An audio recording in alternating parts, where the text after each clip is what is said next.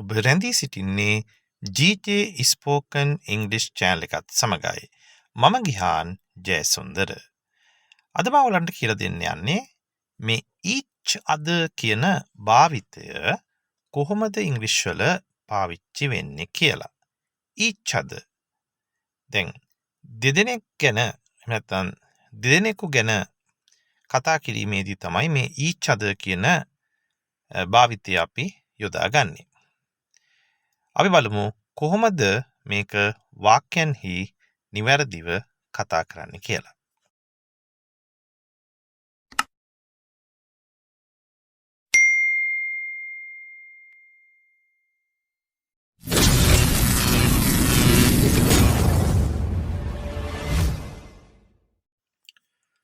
හරි.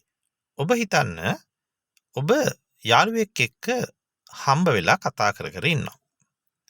යාළුවෙක් ඔබට හදිස්සියේ හම්බෙනවා. ඉතින් එයත් එක්ක කතා කරන් ඉන්නවා. හායි කොහොමද කියලා ඉතින් කතා කරන් ඉන්නවා. එතකොටම තවත් ඔබ අඳුරන යාළුවෙක් එනවා. හරිද? එතකොට එයත් එක්කත් ඔබ කතා කරනවා. පස්සේ දැන් ඔබට කලින් හම්බෙච්ච යාළුවයි දැන් පස්සේ හම්බෙච්ච යාළුවයි ඒ දෙන්නා ප්‍රදේශ දෙකක දෙන්නෙක් කියන්නකෝ. හරි. එතකොට දැන් ටික වෙලාවක් යනකොට ඒගොල්ලෝ හොඳට කතා කරනවා. මිත්‍රශීලී සහ කොහොමද අනේ කාලෙකින් දැක්ක කියලා දැන් ඒ දෙන්න කතා කරනවා ඔබ ඉන්නේ නැද්දි. දැන් ඔබට ප්‍රශ්නයක් මේ කොහොමද ඒ දෙන්නට දෙන්න අඳුරන්නේ කියලා. මොකද දැන් ඒ දෙන්නට දෙන්න අඳුරන්නේ කොහොමද කියලා ඔබවත් දන්නේ නැහැ. මොකද දෙන්නා පැති දෙකක දෙන්නේ. ඒ වෙලාවට ඔබට අහන්න පුළුවන් excuse me do you know each other? Do you know each other? Do you know? ඔබ දන්නවද each other කියන එකිනෙකා? ඒ කියන්නේ ඔය දෙන්න එකිනෙකා අඳුරනවද කියලායි මේ ප්‍රශ්نين අහන්නේ. Excuse me? Do you know each other?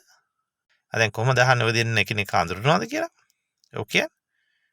Do you know each other? Do you know each other? හරි. අන්න ඒ විදිහටයි ඔබට ප්‍රශ්නය අහන්න වෙන්නේ. Do you know each other? ඔව්. ඒ වගේම බලන්න මේ උදාහරණ වාක්‍ය they hate each other. මේ hate කියලා කියන්නේ වෛර කරනවා කියන එක ඔබ දන්නවා ඇති පාසලේදීත්. ඒ වගේම පෙන්වන්න බෑ කියනත් අපි hate යොදා ගන්නවා. දැන් I hate you කිව්වොත් මං ඔබට වෛර කරනවා. ඒ වගේම මට ඔයාව පෙන්වන්න බෑ. අපි කියන්නේ මට ඔයාව පේන්න බෑ කියලා. එතනට කියන්නේත් hate. එතකොට they hate each other. ඒගොල්ලෝ එකිනෙකාට වෛර කරනවා. නැත්නම් ඒ දෙන්නට දෙන්නව පෙන්න ගන්න බෑ. ඒ දෙන්නට දෙන්න පෙන්වන්න බෑ කියලයි ඔය කියන්නේ. They hate each other. දැන් කොහොමද කියන්නේ ඒගොල්ලෝ එකිනෙකාට වෛර කරගන්නවා කියලා? ඒ දෙන්නට දෙන්න පේන්න බෑ කියලා. They hate each other.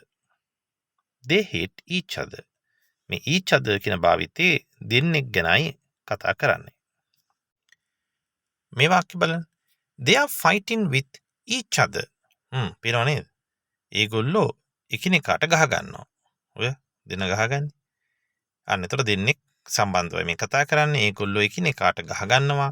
They are fighting with each other. They are fighting with each other. දැන් කොහොමද කියන්නේ දෙන්න ගහ ගන්නවා කියලා? They are fighting with each other.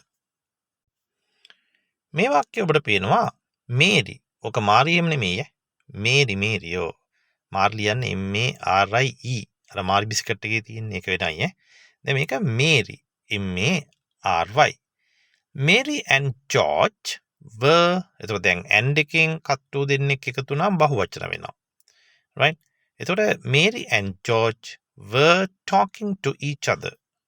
talking කතා කරනවා.